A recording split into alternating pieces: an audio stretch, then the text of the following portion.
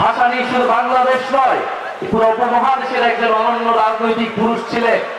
ভাসানীর রাজনীতি শুরু হয়েছিল সেই আসামে। সেই আসামে তিনি বাঙালি মুসলমান কৃষকদের ভূমির অধিকারের জন্য, জমির অধিকারের জন্য, কৃষকদের জন্য তিনি লড়াই করেছিলেন। আমরা পিণ্ডির জিঞ্জির ভেঙেছি দিল্লির দাসত্ব করার জন্য নয়, দিল্লির গোলামি করার জন্য নয়। তিনি একাধারে ব্রিটিশ উপনিবেশের বিরুদ্ধে লড়াই করেছিলেন। ইতিহাসে স্মরণ করা হয় না। সার্জিস আলম বলেছেন, শেরে বাংলা ফজলুল হক, মাওলানা ভাসানীর মতো মহান রাজনৈতিক পুরুষ যারা এই বাংলাদেশের স্থপতি, তাদেরকে দিয়ে এই বাংলাদেশের জাতির পিতা শুধু একজন ব্যক্তিকে ঘোষণা করা হয়েছে, একজন ব্যক্তিকে পূজা করা হয়েছে গত 54 বছর ধরে। কিন্তু মাওলানা ভাসানীরা না থাকলে শেখ মুজিব কখনো তৈরি হতে পারত না। যেই 69-এর গণ অভ্যুত্থানের মধ্যে দিয়ে আওয়ামী লীগ নেতৃত্ব নিয়েছে, সেই 69-এর গণ অভ্যুত্থানের অন্যতম কারিগর ছিলেন, নেপথ্যের পুরুষ ছিলেন মাওলানা ভাসানী।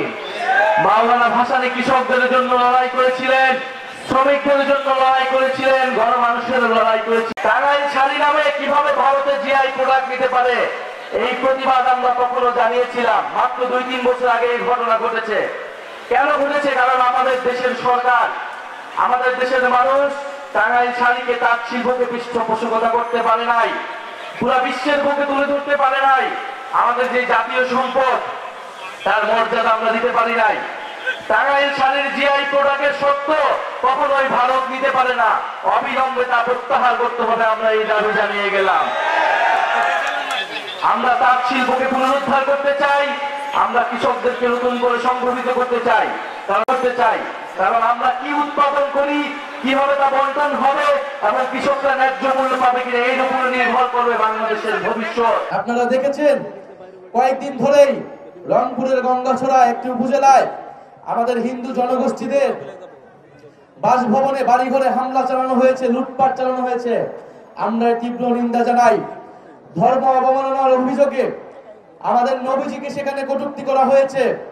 আমাদের নবীজিকে যদি কেউ কটূক্তি করে, আমাদের ধর্মকে যদি কেউ অবমাননা করে, আমরা অবশ্যই তার বিচার চাই। কিন্তু সেই বিচার হতে হবে আইনের আওতায়। আইনের প্রতি আমাদের শ্রদ্ধাশীল থাকতে হবে। কিন্তু সেই ঘটনাকে কেন্দ্র করে যদি সেই সম্প্রদায়ের উপর কেউ আঘাত আনে, সেই ঘটনাকে আমরা কখনোই মেনে নেব না। আমাদের ধর্ম এটাকে পারমিট করে না।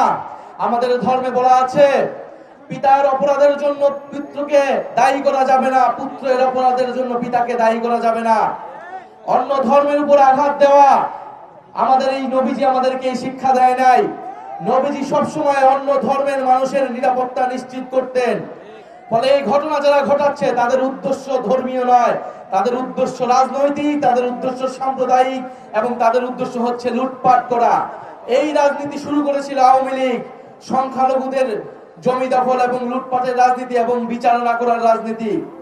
আমরা আজকের সমাবেশ থেকে বলতে চাই, রংপুরে যারা এই ঘটনা ঘটাচ্ছে তাদেরকে অবশ্যই বিচারের আওতায় আনতে হবে।